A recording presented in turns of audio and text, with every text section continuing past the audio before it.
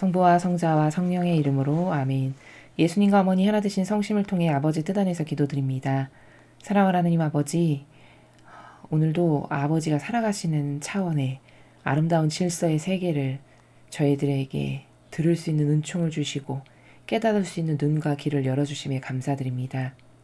아버지, 많이 준 자에게는 많이 요구하신다 하셨으니 저희들이 부디 은총을 받은 사람답게 많은 열매를 맺어 아버지께 기쁨을 드리는 반향을 할 수 있는 자녀들이 될 수 있도록 축복하여 주시옵소서. 또한 미카엘 대천사여, 당신의 진리의 칼로 세상의 마음을 찌르소서. 진리의 굶주린 주님의 자녀들에게 강제로 주입되고 있는 사탄의 허위 선전을 하나님 아버지 백성들이 깨달을 수 있도록 도와주시옵소서. 사랑하는 예수님, 사람들의 마음과 세상에서 낙태악을 무찌르고 승리하소서. 이 모든 기도 우리 주 예수 그리스도의 이름으로 기도드리나이다. 아멘. 성부와 성자와 성령의 이름으로 아멘. 안녕하십니까? 하나님의 뜻 성교의 피아수녀입니다. 오늘은 아버지께서 어떤 지고하신 차원의 나라의 원리를 가르쳐 주실까요? 여러분들과 함께 학습해 보도록 하겠습니다. 2022년 10월 15일 예수의 성녀 데레사 동정학자 기념일입니다. 저 모리는 또다시 하느님 아버지의 성심이라고 알게 된 큰 불꽃을 봅니다. 하느님 아버지께서 말씀하십니다. 자녀들아, 우리의 하나된 성심의 신방들 안으로 더 깊이 들어가며 발전하는 것을 오늘 너희의 목표로 삼아라. 결코 너희의 현재 영적 상태에 만족하지 마라. 너희가 이 거룩한 신방들 안으로 더욱 깊이 들어가면 너희 주변 세상 또한 바뀐다. 너희의 기도는 더 강력해지고 너희 삶의 모든 관계들이 좀 더 그리스도를 닮아간다.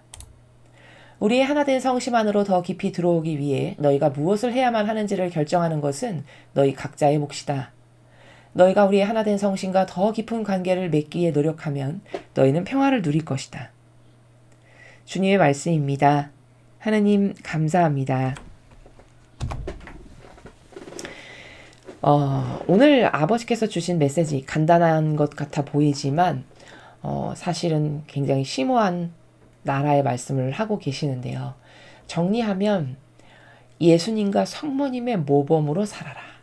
왜냐? 이제 성화 시대니까. 인성에 갇혀서 육적 차원의 나라에서 자아를 왕으로 떠받들면서 살던 시대는 이제 종말을 맞이하고 있죠.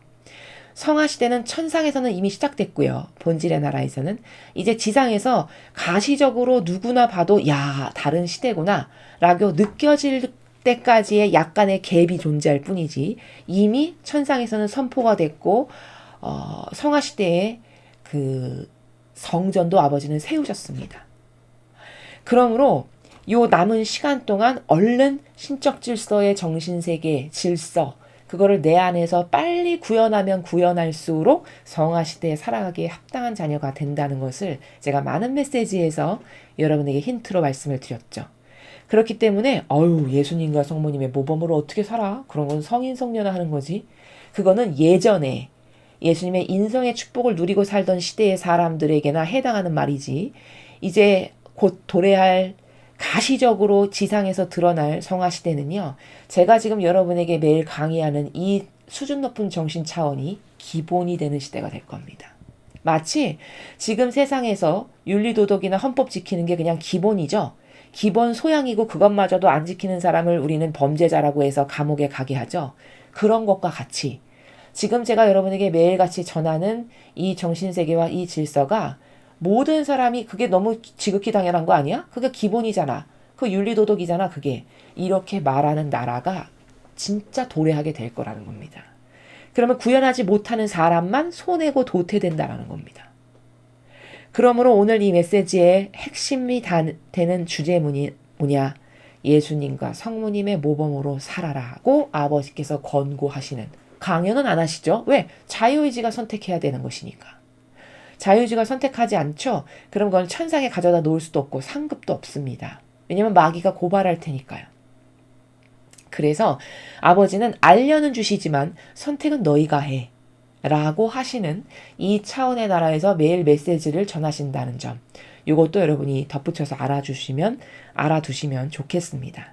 자, 그러면 예수님과 성모님의 모범으로 살아가라 라고 하는 주제를 본격적으로 들어가기 앞서서 인간의 삶의 형태라는 게 어떤 것인가를 좀 객관화를 하고 그리고 오늘의 메시지를 학습하도록 하겠습니다.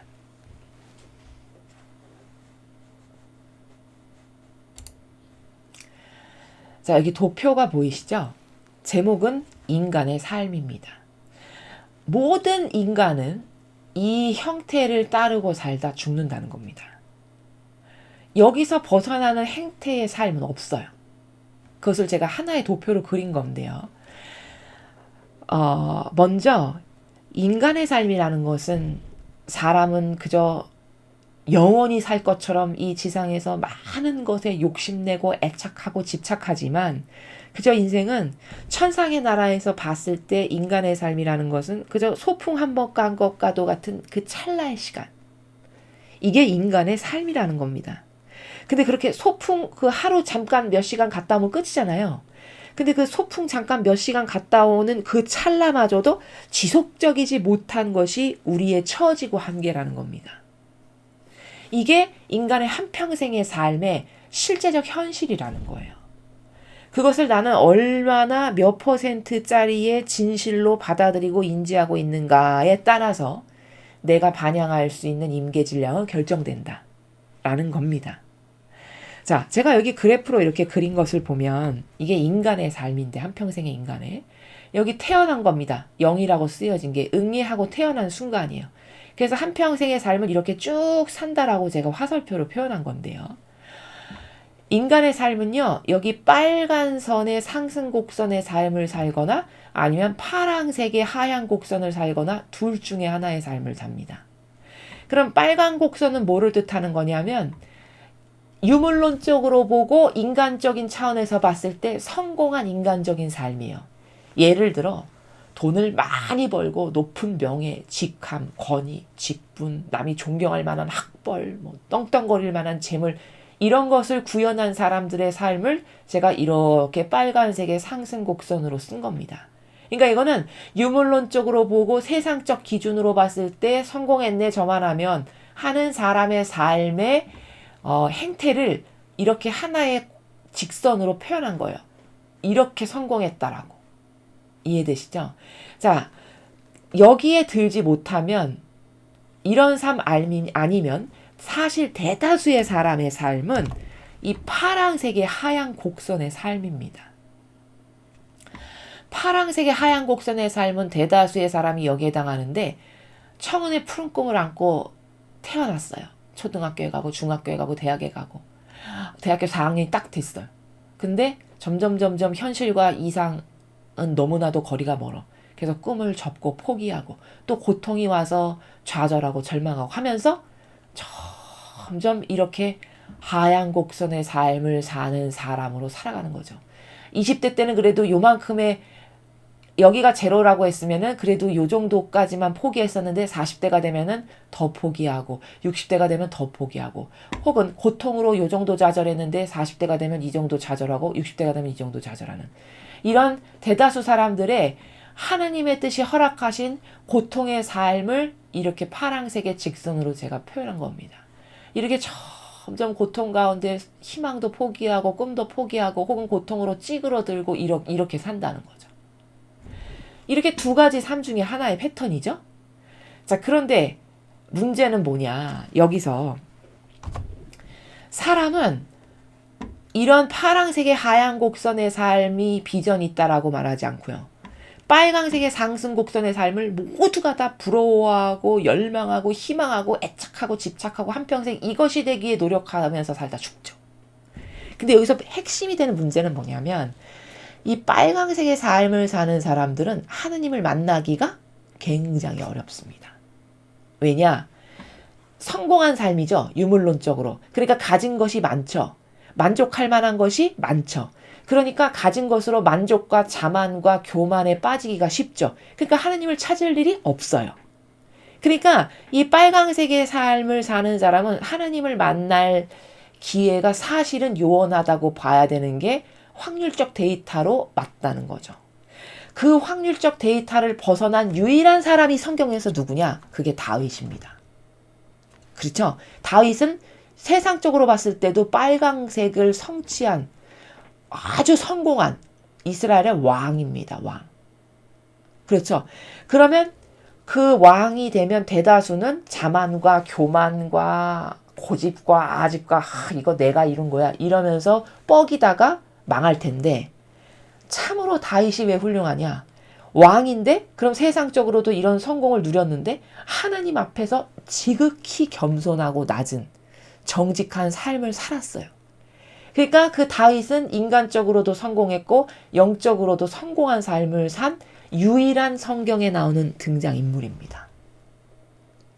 이해가 되고 납득이 되시죠? 그러면 그 다윗같이 저도 반향하면 되잖아요. 물론 은총이 있으면 그렇게 반향할 수 있죠. 그러나 그 다윗마저도 왕이 되기 이전까지 15살인가 16살의 기름 부음을 받는데 그 기름 부음을 받기 이전까지의 삶은 고통의 양치기 삶을 살았습니다. 그렇죠. 형제들 중에 제일 막내였고 정말 별 볼 일 없고 보잘것없는 그 양치기의 고통의 삶을 살았고 심지어 기름 부음을 한 15세 받았는데 30살의 왕이 되는데 15년간을 전장터에서 싸우고 사울에게 쫓기면서 목숨의 위협을 느낀 게 한두 번이 아니고 이런 고통의 삶의 과정이 30년 동안 있었다는 겁니다. 그랬기 때문에 그 고통으로 받쳐진 근거 자료에 입각해서 얘는 이 고통의 세월 동안 단련된 거 그리고 그 고통의 세월을 줬는데도 불구하고 얘가 한결같이 나를 이렇게 갈망하고 열렬히 사랑하고 하나 되는구나. 너는 왕 될 자격이 있어. 해서 하느님의 은총으로 왕이 된 아주 특별한 케이스라는 거죠. 그러니까 세상 사람이 그렇게 영적으로도 물질적으로도 다윗처럼 성공하려면 다윗과 같은 그나마도 한평생에서 고통의 시간이 30년이라고 하는 세월이 있을 만큼을 감당할 수 있어야 되고 그 와중에서도 한결같이 꼿꼿할 수 있냐 아버지 앞에 그런 정신이 뒷받침되면 그에게 만약에 물질의 축복이 허락된 영혼으로 천상에 태어날 때부터 창조된 계획이라면 물질도 주실 수 있는 이런 희귀하고 특이한 케이스라는 거죠. 그러나 대다수의 사람은 그렇게 이미 물질이 좀 들어오죠. 그럼 교만과 자만으로 벌써 배를 내밀다가 바닥을 치고 망하는 길로 가게 되는 것이 이 나약한 한계적인 인간의 참 부족하기 이를 데 없는 반향이라는 겁니다. 그러니까 대다수는 저는 최고 인류대학 나왔어요. 돈 이렇게 많고요. 이런 높은 사람이고요. 이러면 그걸로 힘을 쓰는 나라에서 이미 자아가 치솟을 대로 치솟기 때문에 거기다가 하느님께서 뭘 부어주시거나 은총을 주실 수 없고 쇠락과 패망의 길로 인간적으로는 이렇지만 영적으로는 끝없는 하얀 곡선을 타는 영혼의 마감 인생을 산다는 것입니다. 그럼 희망은 어떤 삶에게 있냐? 파랑색의 곡선을 사는 사람에게 희망이 있어요. 이렇게 좌절했고 20대 때, 40대 때 이렇게 좌절했고 60대 때 이렇게 좌절했다. 좌절과 절망의 고통이 세면 셀수록 사람은 지극히 겸손해질 수 있고요. 정직해질 수 있고요. 그리고 온유해집니다. 그럼 그럴 때나 하느님이 만나주실 수 있는 타당하고 합당한 근거가 돼요. 그렇기 때문에 고통은 보약이고 인삼이다라고 제가 말씀드리는 겁니다. 그리고 이런 삶은 그 고통이 자기에게 유일한 비전이 되는 거라는 거를 똑바로 인식할 수 있고 감사해야 된다. 오히려 고통을. 자, 이렇게 고통으로 점천된 삶을 살죠? 그럼 이때 사람이 단순해지고 정직해지고 온유해지고 겸손해지고 낮아져. 고통 덕분에. 그러면 그때부터 하느님이 만나주시기 시작하는데 만나주시는 방법은 다양하죠. 하느님의 일꾼을 통해서 만나주시든가 아니면 어떤 성령 하느님의 직접적 어떤 체험이나 은총을 통해서 만나주시든가 아주 다양할 수 있죠. 그러면 그때부터 이 영혼에게는 사실 희망이 시작되는 이렇게 상승할 수 있는 기회가 생기는 겁니다. 오히려 희망의 시작이라는 거죠.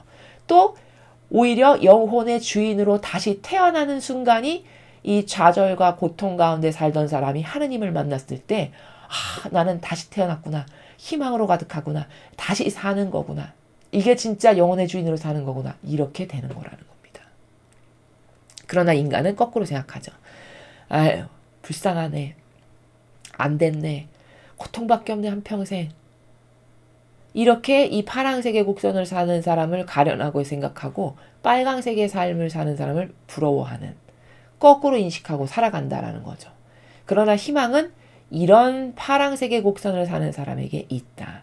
하느님의 뜻이 허락하신 고통의 삶을 살아가는 이 모든 사람에게 아버지는 다양한 기회로 만나주시고 길을 열어주시는데, 그때서야 이제 비로소 이렇게 그 땅을 밟고 올라가는 상승곡선을 탈 수 있는 거고, 그게 진짜 자기 인생을 살아가기 시작하는 순간이다. 이렇게 인간의 삶을 이해하는 것이 맞다라는 겁니다.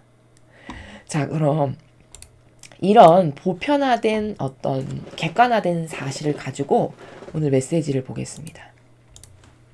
자녀들아, 우리 하나된 성심의 신방들 안으로 더 깊이 들어가며 발전하는 것을 오늘 너희의 목표로 삼아라. 자, 여기 성제에서 말씀하시는 하나된 성심의 신방들, 이 사이트에 들어가서 그 그림을 보시면 알 수 있는데 6개의 신방의 차원의 나라가 있다라고 아버지께서 말씀하십니다. 이제 시작부터 6단계 끝에까지 가면 완전히 잠기는 차원, 아버지 뜻의 나라에 그 잠기는 차원에 이르기까지 점점 자아를 접고 점점 포기하고 아버지 뜻에 잠기는 차원의 나라에 이르기까지 이렇게 수준 높은 고도화된 차원의 6단계가 있는데, 너는 그 우리의 하나된 성심의 신방들 안으로 더 깊이 즉 더 높은 차원의 나라로 올라가고 발전하는 것을 목표로 삼아라. 다시 말해, 빨강색의 삶을 목표로 삼지 말고, 여기서 하느님을 만났지? 그럼 자기를 더 버리고 더 높이 치솟아서 아버지의 뜻에 잠기는 차원에까지 도전하는 그런 삶을 살아라. 이런 말씀을 하시는 거라는 거죠.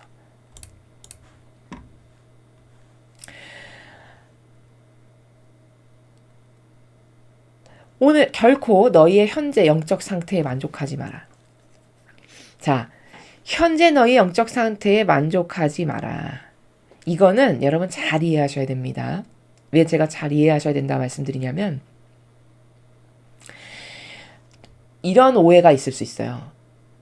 육신방으로 가니까 더 높아지고 영적으로 내가 더 자랑할 수 있는 차원에 너하고는 다른 존재지. 예를 들면 이런 차원에 도전해서 자랑질하는 나라, 그런 나라로 내가 가야지.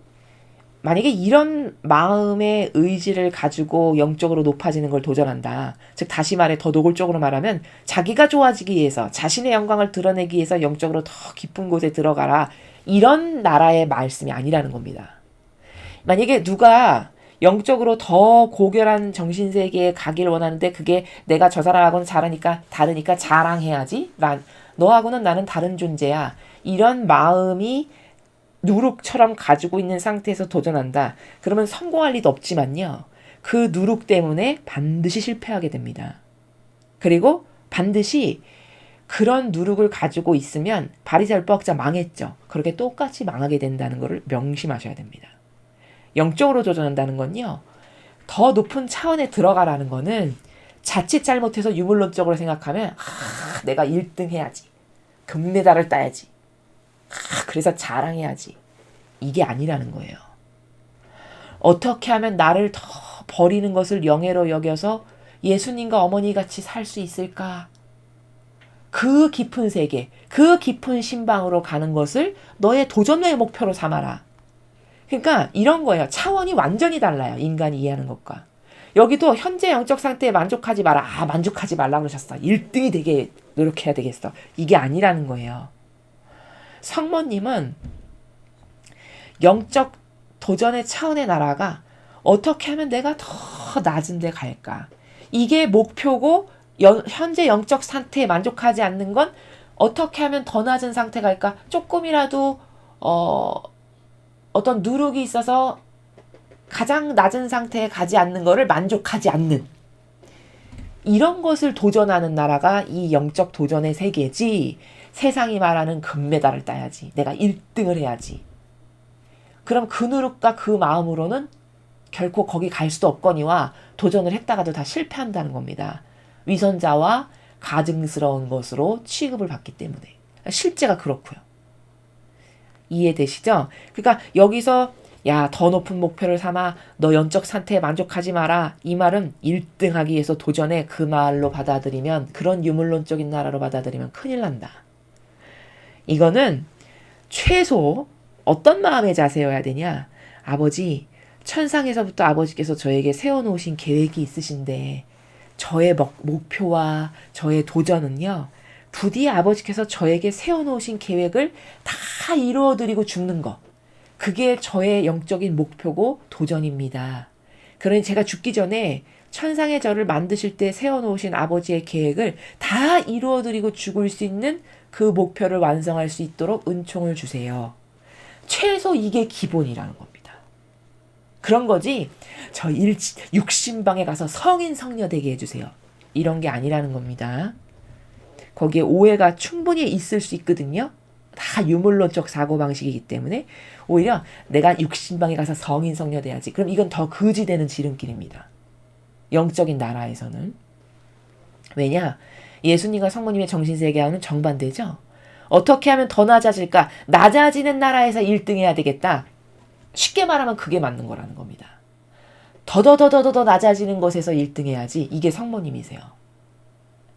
저급한 인간의 단어로 표현을 하자면 굳이. 이해가 되시죠? 근데 그게 아니다. 그러면 잘못 도전하고 있는 거라는 겁니다.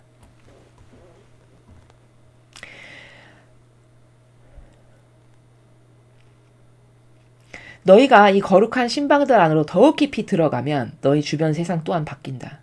자, 거룩한 신방 안으로 들어가라 그러셨죠. 그러면 그 거룩한 신방의 극점이 여기서 말씀하시는 것은 6번째 신방 6단계인데, 그럼 그 극치점은 하느님과 무관한 것이 하나도 없는, 실오락이 하나도, 나를 배제하지 않은 것은 실오락이 하나도 걸치지 않은 그 단계가 육신방입니다. 저희 사명은 그것보다 더 완전히 나를 죽이고 싶어서 용해되게 해주세요. 이런 차원에까지 말하는 이런 나라. 그게 거룩한 신방의 나라야. 그게 육신방의 나라입니다. 그렇게 너가 점점 더욱 깊이 들어가자니 그럼 너희 주변 세상 또한 바뀐다. 왜 바뀔까요? 예수님이 이스라엘에 오셨을 때 예수님을 보고 다 감탄했습니다. 왜? 그분의 모든 말씀과 행위에 권위가 있었기 때문이다라고 해요. 성경에서. 무슨 권위? 세상처럼 삼중간에 높은 모자 쓰고 높은 지팡이 들고 지팡이를 하얀 천으로 감싸고 신격화 우상화 해가지고 감히 너는 접근하지 마. 이래서 그분을 존경하고 사랑했을까요? 그게 아니죠. 그 권위가 아니고 그건 인간이 다른 사람을 속이기 위해서 만들어낸 역겨운 권위인 거고, 예수님에게서 나오신 권위는 아버지의 능력과 권능이 그분 안에서 드러내지 않으려고 해도 아우라처럼 뿜어져 나오는, 그래서 그 위험 앞에 모두가 다 조아릴 수밖에 없는 이런 신적이고 영적인 권위. 그 권위 때문에 다 놀랐다라고 성경의 이사야서에 전해주죠. 그러니까 그 권위 앞에 다 복종하고 굴복하고 알렐루야 아멘 이렇게 하는 거라는 겁니다. 그리고 예를 들어 누가 그렇게 예수님처럼 자기를 완벽하게 배제한 사람이 이 지구상에 살아가고 있다. 그러면 그 사람을 보고 그 사람이 예수님을 닮은 모범의 정신세계를 살아간다. 그러면 그 모범을 보고 깨어있는 사람, 눈이 열려있는 사람은 야, 진짜 멋있다, 저 정신세계. 야, 저런 게 아름다운 인간의 삶이라는 거나 창조 목적으로 돌아간다는 건 저런 삶이구나. 나도 닮아봐야지. 이렇게 해서 주변 세상이 저절로 바뀌게 된다는 거예요. 저절로 성화가 되게 하는 옆에가. 그 차원의 나라를 지금 말씀하시는 겁니다. 너희 기도는 더 강력해지고 너희 삶의 모든 관계들이 좀 더 그리스도를 닮아간다. 자, 누가 육신방의 나라에서 자기를 완벽하게 배제한 예수님과 성모님의 정신과 가르침과 모범을 그대로 구현하는 정신세계로 산다. 그럼 그런 사람이 기도 한마디만 바쳐도 아버지가 바로바로 들어줄 수밖에 없죠. 왜? 자기가 완벽히 배제된 산 희생제물의 기도니 들어주시기에 타당하고 합당하고 역겨움이 없죠. 그러니까 기도만 하면 바로바로 이루어지는, 그러니까 기도가 강력해진다라고 말씀하실 수밖에요. 그렇게 된다는 겁니다. 여러분, 루이사 피카레타가 바치는 기도와 자아로 가득한 사람이 바치는 기도, 어떤 기도를 하느님께서 들어주실까요? 당연히 루이사 피카레타가 바치는 기도를 들어주실 수밖에 없죠. 그게 공정한 거죠. 왜? 그 사람은 자기를 위한 게 없죠. 오로지 다 인류가 지은 죄, 이탈리아가 지은 죄, 인류가 지은 죄로 맨날 고통받죠. 그 산 희생제물의 의인이죠. 그럼 자기를 위한 역겨운 것이 하나도 없는 그 영혼이 바치는 기도가 얼마나 고결하고 아름답고 향기롭겠습니까? 아버지 대전에 끝까지 올라가겠죠. 아버지를 그걸 보고 야 이거 누가 바친 기도니? 저 산 희생제물이 바친 겁니다. 아 그래? 그 영혼의 기도는 들어줄 만하지. 해서 들어주실 수밖에 없는 타당하고 합당한 이런 거라는 겁니다. 그러니까 기도가 다 누가 기도 바친다고 해서 다 똑같지 않다는 거죠. 진정한 하느님의 일꾼이 바치는 기도와 도둑과 강도가 바치는 기도가 어떻게 효용과 가치가 같겠습니까? 제가 여기서 도둑과 강도라고 표현하는 거는 세상이 말하는 손가락질하는 도둑과 강도가 아니라 위선자적인 작태로 남을 속이는 전체주의와 적그리스도 세력을 말하는 겁니다. 그런데 사람은 그 삼중간의 모자를 쓴 사람이 기도 바치면 잘 이루어질 것 같고 비루하기 보잘것없는 예수님처럼 누더기 옷이나 걸치고 하나도 영적으로 보이지 않는 사람이 바치는 기도는 거기 나자렛에서 뭐 나올 것이 있겠소. 성경에서 이렇게 말하잖아요. 심지어 그렇죠? 아니 그 나자렛에 뭐가 있겠소. 그렇게 여기니까 전혀 영적인 걸 알아볼 수가 없다는 거죠. 그 정도로 병든 사고방식. 마귀에게 가서 기도해 주세요. 이렇게 얘기하고 예수님께 가서는 저주나 퍼보고 침이나 뱉는 이런 수준이니 그 사람이 기도인들 똑바로 할 수 있겠습니까? 분별인들 똑바로 할 수 있겠습니까? 자신의 영혼이 어디에 지금 줄 서야 되고 어디는 버려야 되는지 하나를 알겠습니까? 가련하게 이를 데가 없는 것이죠. 그렇죠. 인간은요 정말 자기 처지를 깨닫고 정직해져야 됩니다. 그렇지 않으면 정말 반감을 사기가 너무 쉬워요. 진짜 이 마지막 시대에 수많은 이 사건 사고와 이 높은 직함과 권한을 가진 지도자들이 하느님께 행하는 것을 이렇게 바라보면요. 아, 지금 당장 불이 떨어져도 할 말이 없다. 아, 진짜 소돔과 고모라 때보다 수억만 배 악하다. 이렇게 예수님이 그 순환의 시간들을 보면은 이제 순환을 받으실 때가 가까우셔가지고 그 예루살렘을 이렇게 올라가시는데 그 도성에 이렇게 올라가시면서 이렇게 아래를 내려다보시는 그 장면이 있으신데 이렇게 내려다보셨다가 치가 떨리고 역겨워서 고개를 이렇게 돌리신다는 장면이 나옵니다. 순환의 시간의 그 앞부분인데 그러면 여러분 얼마나 죄악이 들끓으면 아주 치가 떨려서 고개를 돌릴 만큼일까요? 생각해 보십시오. 그러면 그때도 그랬다면 지금은 얼마나 고개를 수억만 번은 더 돌리셔도 할 말이 없는 시대겠죠. 그렇죠? 이런 게 객관합니다. 그런데 이 정도로 봐주시고 징벌이 안 떨어지는 거는 이거는 배상과 보속의 기도를 하는 사람들 때문에 지켜지고 이 정도로 완화가 되고 있다는 것을 알아야 된다는 겁니다. 그리고 나도 그런 배상과 보속에 동참해야겠구나. 멸망당하고 싶지 않으면. 이렇게 반영을 해야 된다는 거죠. 그래서 지금 그런 사람이 바치는 기도는 강력할 수밖에 없는 거고 삶의 모든 관계들이 좀 더 그리스도를 닮아간다. 왜? 자기를 그 정도로 배제하니 자기 배제의 극치가 예수님과 성모님이셨죠. 닮아갈 수밖에요.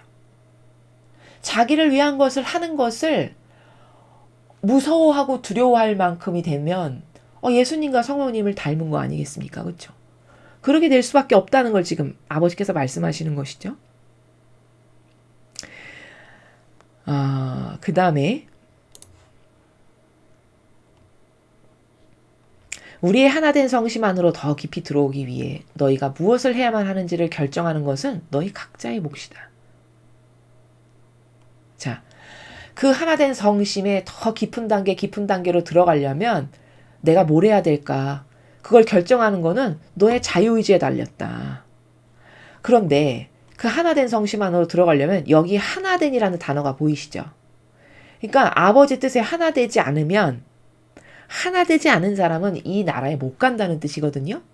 이 하나된 성심이라는 이 행간의 나라가 가지고 있는 뉘앙스가 그럼 하나 되는 건 내 걸 가지고 하나 될 수 있나요? 내 걸 가지고는 죽었다 깨나도 하나 될 수 없습니다. 맨날 싸울 수밖에. 그쵸? 아니, 공동체에 100명이 사는데 100명이 다 자기 뜻을 주장하면 거기 어떻게 평화가 있을 수 있겠습니까? 지옥이지, 그쵸? 마찬가지로 천상의 나라는요, 왜 자기 배제된 사람밖에 갈 수 없냐? 여러분, 하와가 자기 뜻 때문에 죄인이 됐죠? 그럼 그게 악의 근원이고 씨앗인데 그 악을 데리고 있는 사람을 천상에 가져다 놓으실까요? 아버지께서? 그러니까 자아를 가지고 자기 배제가 이루어지지 않은 사람은 절대 천상에 못 간다는 게 그냥 이 일은 이와 같은 답입니다. 수학 공식과도 같이.